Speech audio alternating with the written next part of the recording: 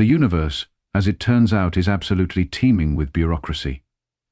One might assume that advanced spacefaring civilizations would have evolved beyond the need for endless committees, hierarchies, and tournaments to establish who gets to lord over whom, but one would be hilariously mistaken. Welcome to the 87th sector of the Galactic Confederation, where species jockey for position with all the subtlety of drunken peacocks at a mating competition. At the tippy top of this cosmic pecking order sits the so-called apex throne, currently warmed by the posterior of Grand Champion Zix Varan of the Celestial Dominion, a fact he mentions approximately 37 times in any given conversation. The Apex tournament is the most sacred tradition in our enlightened galactic community, drones Ambassador Plex Nor to a room of bored diplomats. What he doesn't mention is that this sacred tradition was invented roughly 200 years ago, when 3 intoxicated space admirals couldn't decide whose species had the most impressive cranial ridges.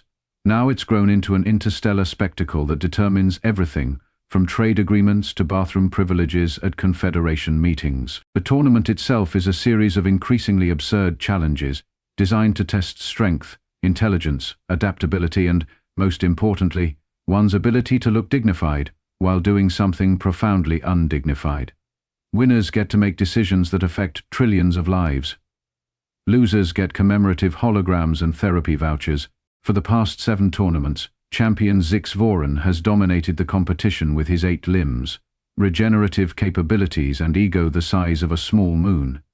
His species, the Vorlath, evolved on a planet with triple the gravity of Earth and atmospheric pressure that would crush a human like a soda can at the bottom of the ocean. Facts he works into conversation with the persistence of a used starship salesman, which brings us to our protagonist Lyra Chen, who is currently being scanned, prodded, and generally treated like a particularly interesting lab specimen by Confederation officials. Standing at 5'6", with what these aliens consider an alarming lack of tentacles, she represents the newly discovered humans from the backwater planet Earth, classified as a Class 5 death world by horrified xenobiologists. "You understand that participation could result in your immediate demise," chirps a cheerful blue alien with too many eyes. "Your species' durability ratings barely registered in our preliminary tests." Lyra smiles with all the warmth of a tactical nuclear strike. "Fascinating. Where do I sign up?" The gathered aliens exchanged nervous glances. Humans weren't supposed to volunteer. They were supposed to cower appropriately when informed of their place in the cosmos, somewhere between decorative plants and particularly clever space vermin. What the Confederation doesn't understand is that humans spent millennia trying to establish who's better than whom on their own planet. They perfected the art of competitive pettiness long before they reached the stars. And Lyra Chen, former mixed martial arts champion, with a doctorate in xenobiology and a chip on her shoulder the size of Texas, didn't travel 27 light-years to play tourist. The registration official, a gelatinous blob with surprising dexterity, reluctantly stamps her application. Position in hierarchy, unranked. Species classification, Death Worlder. Status, Challenger. Then, with genuine concern in its vibrating voice sacs, projected survival time, 17 minutes. Somewhere in the Grand Hall, Champion Zix Voran laughs with his entourage, unaware that the comfortable universe he knows is about to be thoroughly upended by a creature with embarrassingly few appendages and alarmingly efficient predatory instincts. The Apex tournament is about to get interesting, finally. News of the Death Worlder's entry spread through the Confederation space station faster than a tax audit. Aliens lined the corridors as Lyra made her way to the pre-tournament briefing, whispering and occasionally emitting distress pheromones. "Is it true they eat other sentients?" hissed one tentacled diplomat to another. "Worse, I heard they consume plant matter for pleasure," replied his companion with a scandalized wobble. Lyra ignored them all, mentally rehearsing Earth's motivation for this seemingly suicidal endeavor. 6 months ago, Confederation scouts had discovered Earth and immediately classified it as a hellscape. High gravity, extreme temperature variations, aggressive fauna, and humans. A species that voluntarily consumed capsaicin for fun and occasionally jumped out of perfectly functional aircraft. Instead of quarantining this obvious threat, the Confederation had extended a patronizing invitation to observe the tournament. Then, Ambassador Plex Nor had made his fatal error during the diplomatic reception. He'd patted Lyra's head and called humans adorably primitive but refreshingly spirited. Earth's diplomats had smiled politely. Then they'd nominated Lyra, their secret weapon with a particular talent for making arrogant opponents regret having a skeletal structure. "Attention all participants," announced Tournament Director Chixlaor, a lanky creature with skin like polished copper. "The rules are simple. Probably too simple for some of you." The director's eyes lingered on Lyra with the same expression one might give a toddler holding nuclear launch codes. 3 trials. Mind, might, and metal. Highest combined score wins. Winners advance. Losers. The director made a dramatic slashing motion across what Lyra assumed was its throat. Receive participation trophies. The assembled aliens gasped. "For mind, you'll solve our most challenging puzzles. For might, you'll demonstrate physical prowess. For metal, you'll face your greatest fear." A holographic leaderboard materialized, showing all participants.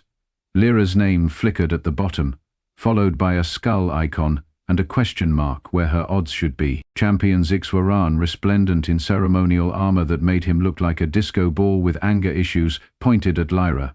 "The Deathworlder has no place here. Her presence mocks our traditions." "The rules allow any newly discovered sentient species one challenger," countered the director, consulting an ancient-looking tablet. "Though historically most decline after reading the waiver." "I've read it," Lyra said, ignoring the section about potential molecular disassembly. "Twice. The champion's skin. A mosaic of iridescent scales, darkened with rage." The crowd backed away, sensing the equivalent of an interstellar diplomatic incident brewing. "Your species hasn't earned the right to compete. You should be grateful we even acknowledged your existence." Lyra smiled, years of customer service experience making her expression particularly terrifying to the gathered aliens. "We're just excited to participate in this, what did you call it? Sacred tradition?" The tournament would begin at dawn. As the aliens filed out, making bets on how quickly the human would perish, none noticed Lyra studying the structural support beams of the station, calculating gravity differentials, or downloading the complete biochemical profiles of every competing species. She had precisely 16 hours to prepare to rewrite the galactic hierarchy. It would be enough. The pre-tournament reception was held in what the Confederation considered a relaxed setting, a cavernous zero-gravity chamber filled with floating orbs of intoxicating gases and melodic vibrations that made Lyra's molars tingle. Dignitaries from 17 sectors drifted about, their finery creating a kaleidoscope of colors that would give a honeybee a seizure. Zixvoran held court in the center of it all, his 8 limbs gesticulating grandly as he recounted his victory in the previous tournament. "And then I consumed the essence of the puzzle sphere while simultaneously solving the quantum riddle," he boomed, his entourage gasping appropriately. The judges had never seen such brilliance. Lyra, anchored to the floor with magnetic boots that the Confederation had grudgingly provided, sipped her drink. A bioluminescent liquid that tasted like mint-flavored gasoline. The champion hadn't noticed her yet, which was precisely how she wanted it. Observation before engagement. The first rule of any combat. Champion Zixvoran stood nearly 8 feet tall, his exoskeleton gleaming like oil on water. Forearms ended in precise manipulators, while his lower limbs were thicker, clearly evolved for powerful leaping or crushing. Most interesting was the vibrant crest that pulsed along his spine, a clear indicator of biochemical reactions tied to his emotional state. "Ah, the Deathworlder graces us with her presence," he suddenly announced, his voice dropping to a theatrical whisper that nonetheless carried through the entire chamber. The floating dignitaries pivoted mid-air like synchronized swimmers. Zixvoran propelled himself toward Lyra with disturbing grace, stopping just short of her personal space. Up close, he smelled like cinnamon and ozone. "I've studied your species," he said, circling her. "So soft. So vulnerable. Your world must be truly terrible to produce something so fragile, yet so aggressive." Lyra maintained eye contact, which according to her briefing was considered either a profound honor or a death threat in Vorlath culture. "It has its challenges, but we manage." "Manage?" The champion's laugh sounded like marbles in a garbage disposal. "You've barely managed space travel. Your infrastructure still relies on burning fossilized organisms." The gathered aliens tittered appreciatively. "Yet here I am, Lyra said with a shrug that made several nearby diplomats flinch. The champion's crest flared crimson, a warning sign Lyra had specifically hoped to provoke. Here you are indeed. A curiosity. A temporary diversion before I claim my 8th consecutive victory. He leaned closer, voice dropping. Withdraw now, and I'll ensure Earth receives favorable trading terms. Continue, and I cannot guarantee your planet's diplomatic standing. Threatening a competitor? Lyra raised an eyebrow. Doesn't seem very champion-like. The slap happened so quickly that many observers missed it. One moment Zix Voran was looming imperiously, the next one of his upper limbs had struck Lyra across the face with a sound like a wet towel hitting concrete. Dead silence fell across the chamber. In Confederation culture, physical assault at a diplomatic function was unprecedented. Even worse, it had been recorded by 17 different species' neural implants. Lyra slowly turned her face back to the champion, a thin line of blood trickling from her lip. She smiled. "Thank you for the demonstration," she said quietly. "I was wondering about the tensile strength of your exoskeleton." She wiped the blood with her thumb and flicked it away, where it formed a perfect crimson sphere in the zero gravity. "See you at dawn, champion." As she walked away, the collected dignitaries erupted into chaos. The Death Welder had been struck and hadn't immediately died or fled. Worse, she had smiled. Betting odds on the tournament were hastily recalculated across the station. The first trial, Mind, began in what humans would recognize as an enormous fishbowl filled with a breathable liquid that smelled suspiciously like overripe bananas. Contestants floated in suspended animation, while neural interfaces projected puzzles directly into their consciousness. Death Welders typically perform poorly here, commentator Grixnal explained to the broadcast audience of several trillion. Their brains evolved primarily to detect predators and locate potable water, not to solve 11-dimensional probabilistic paradoxes. The commentator's smug certainty lasted exactly 7 minutes and 13 seconds, the time it took Lyra to complete the first challenge. "That's impossible," wheezed Grixnal as the scoreboard updated. "She must have broken the system." Tournament officials huddled in panicked consultation, eventually concluding that the human had in fact solved the puzzle legitimately. What they didn't know was that Lyra had spent her formative years solving increasingly absurd captures just to prove she wasn't a robot. Compared to identifying crosswalks in blurry images, 11-dimensional paradoxes were refreshingly straightforward. As contestants emerged from the mind trial, the leaderboard crystallized. Zix Voran still led, but by a margin so slim it might as well have been theoretical. Lyra stood in second place, her skull icon now replaced with a question mark and exclamation point. "The human cheated," insisted a gelatinous competitor, leaving a trail of indignant slime. "Their species isn't psychically capable of—" "Perhaps," interrupted tournament director Chixulor, "we should proceed to the Might trial before accusations require formal investigation." The Might trial took place in what the Confederation considered moderate gravity, roughly twice Earth's pull. For most competitors it was a brutal endurance test.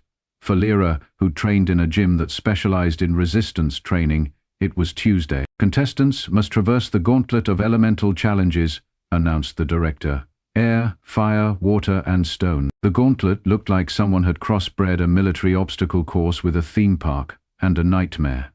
Contestants would face hurricane-force winds, controlled plasma bursts, crushing water pressure, and finally a climbing wall made of constantly shifting magnetic rock. Zix Voran went first, his exoskeleton gleaming as he battled through each element with practiced efficiency. His time, 17 minutes 42 seconds, a new course record. When Lyra's turn came, the crowd fell silent.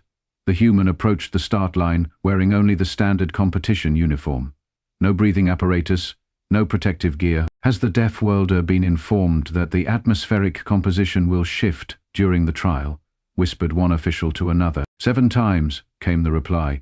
She just kept nodding. The starting tone resonated, and Lyra sprinted into the air challenge, directly into hurricane winds that should have sent her flying backward.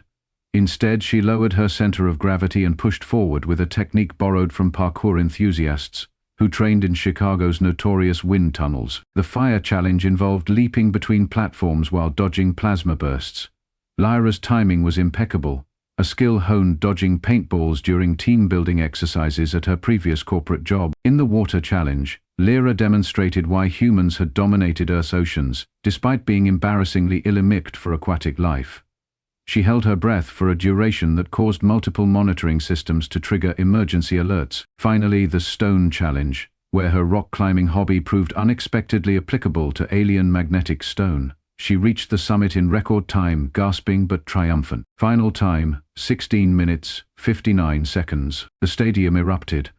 Not in cheers, but in confused chittering and alarmed pheromone releases. Director buzzed an official. The human's vital signs during the water section. I know, hissed the director. Their cardiac muscle temporarily slowed to conserve oxygen. Apparently it's normal for them. On the sidelines, champion Zixvoren's crest pulsed with colors that weren't in the standard emotional spectrum.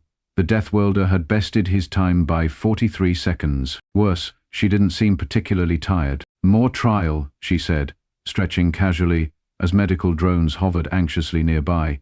What was it again? Metal? Facing our greatest fears? She smiled at the champion. The same smile she'd given him after the slap. I'm looking forward to that one. The tournament officials exchanged nervous glances. The final trial was always customized to each competitor's psychological profile. The problem?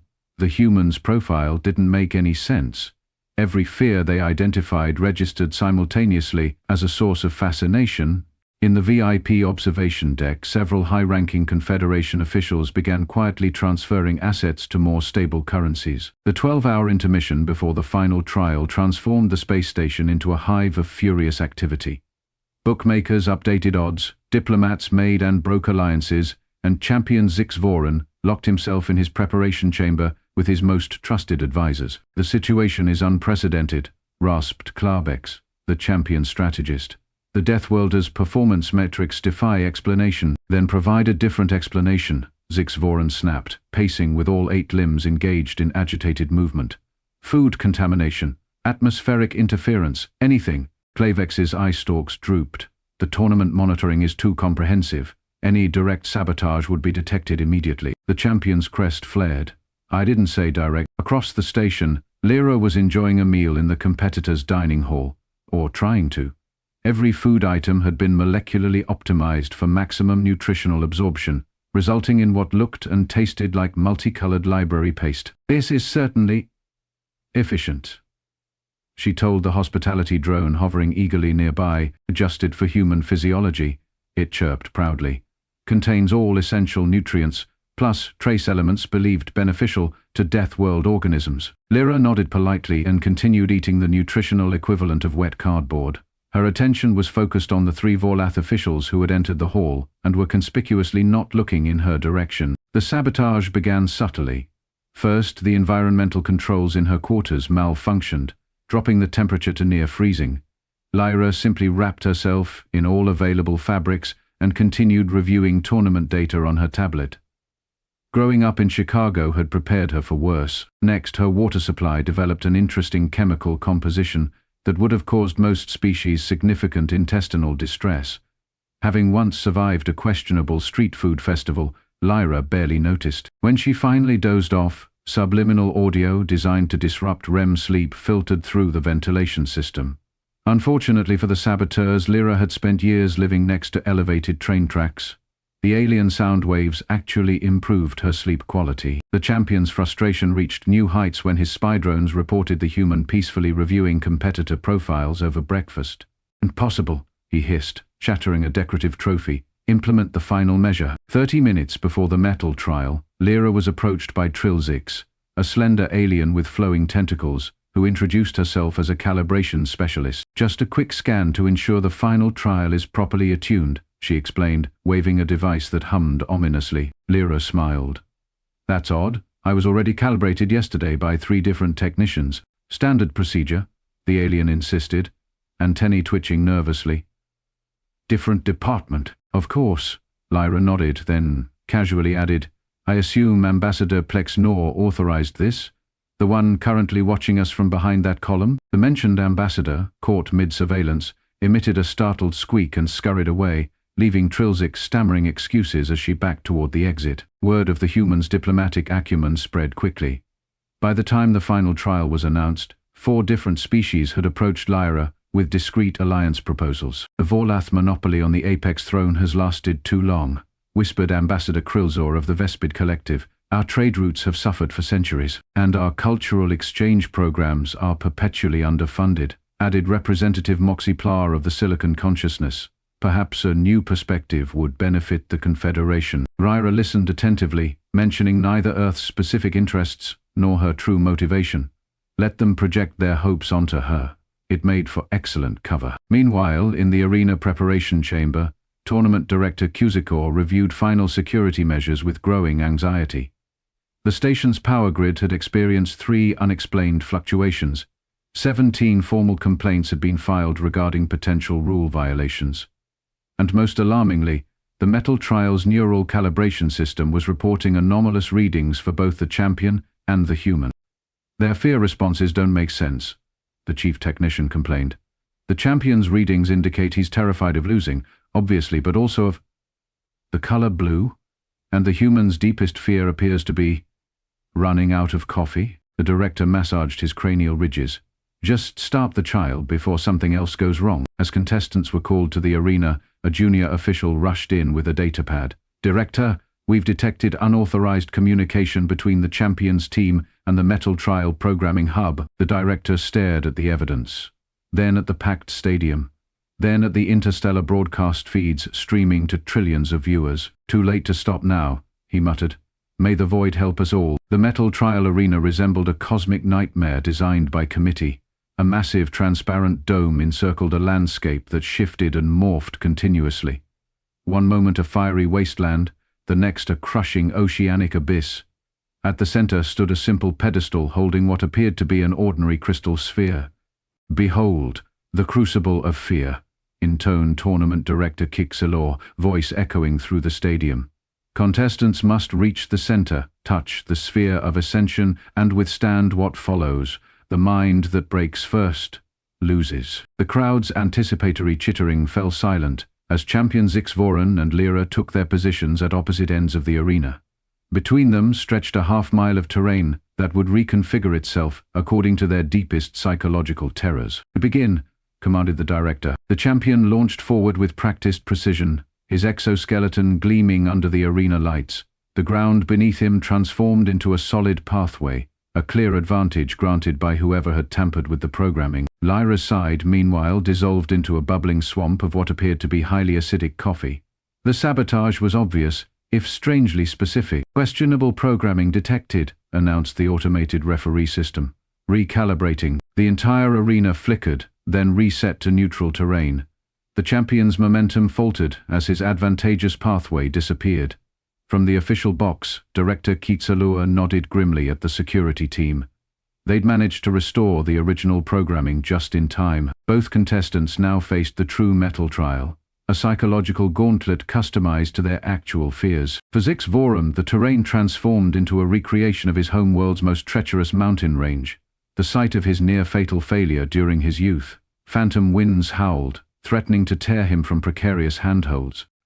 On Lyra's side, the ground gave way to what appeared to be an ordinary office environment, complete with fluorescent lighting and the distant sound of printers jamming. Several aliens sporting Middle Magister name badges approached with performance review forms and disappointed expressions. Fascinating response, murmured a xenopsychologist in the observation deck. The human fears workplace bureaucracy? Lyra navigated her nightmare scenario with the grim determination of someone who had survived multiple corporate restructurings.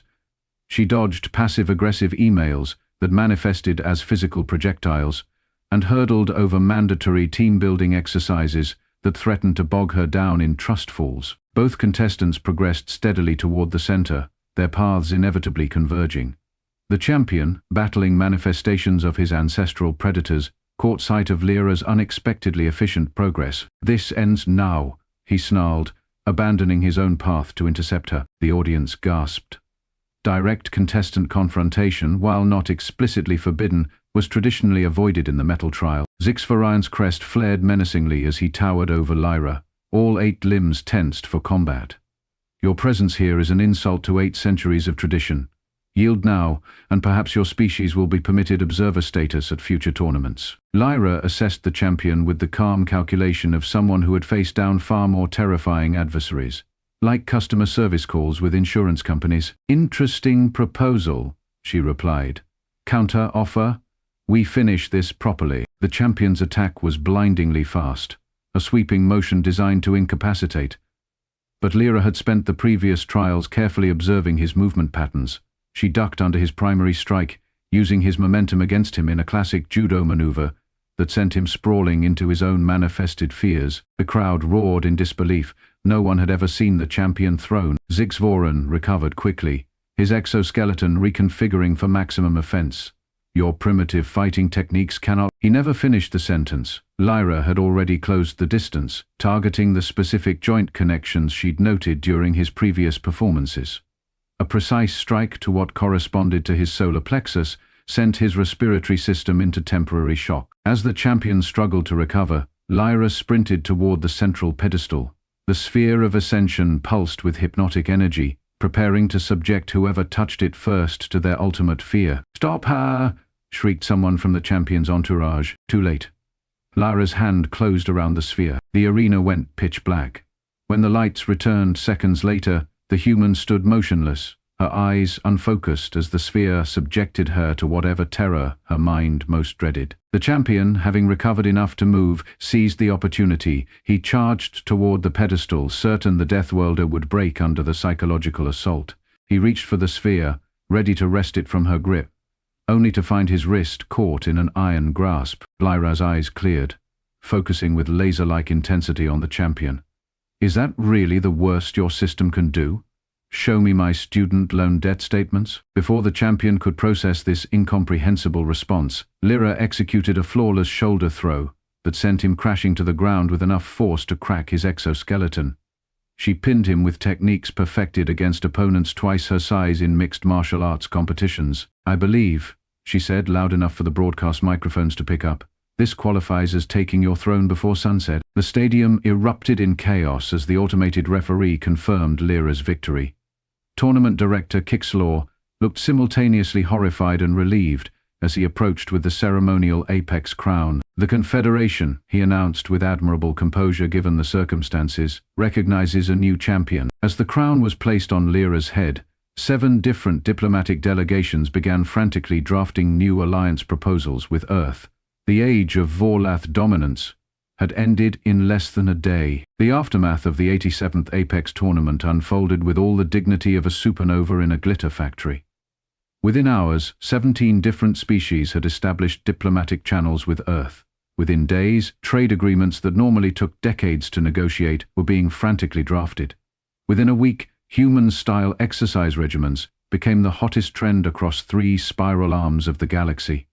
Former champion Zixvoren retreated to his ancestral estate on the Vorlath homeworld, officially to reflect on the profound philosophical implications of the tournament outcome, unofficially to nurse both his shattered exoskeleton and his considerably more damaged ego. Meanwhile, in the Apex throne room, a chamber so ostentatious it made Versailles look like a minimalist studio apartment, Lyra Chen conducted her first official business as Galactic Champion. "As my first decree," she announced to the assembled Confederation Council, "I propose a complete restructuring of interspecies classification protocols.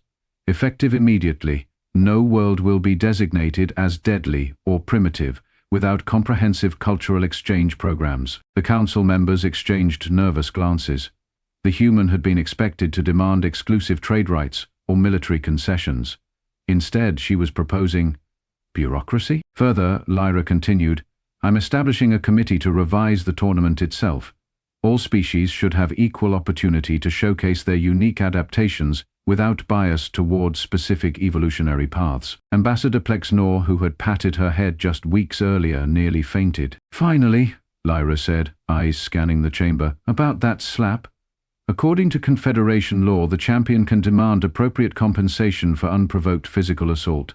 I've decided what I want." The entire room held its breath. Earth will host next year's tournament. Pandemonium erupted. Hosting the tournament was both an unprecedented honor and a logistical nightmare. More importantly, It would bring thousands of influential aliens to the previously isolated Death World. "Is this wise?"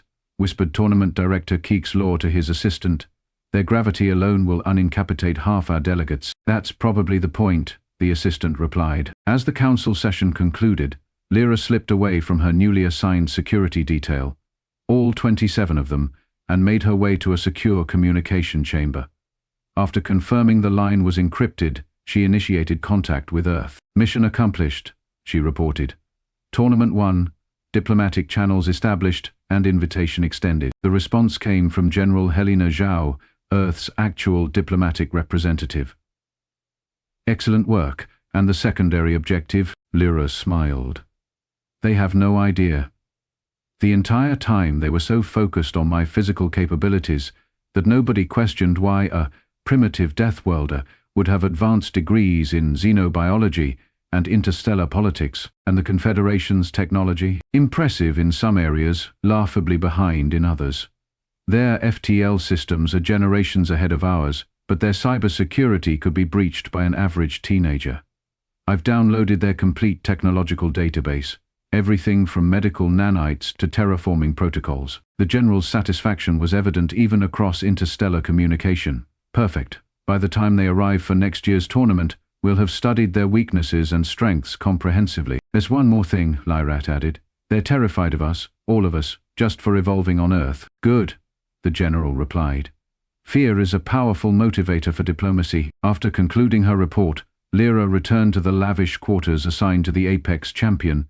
As she surveyed the absurd luxury, a bed designed for a being with 8 limbs, refreshment dispensers calibrated for 17 different biochemistries, and a meditation pool filled with what appeared to be liquid starlight, she couldn't help but laugh. All this because an arrogant alien had slapped her. The universe, as it turns out, is absolutely teeming with irony.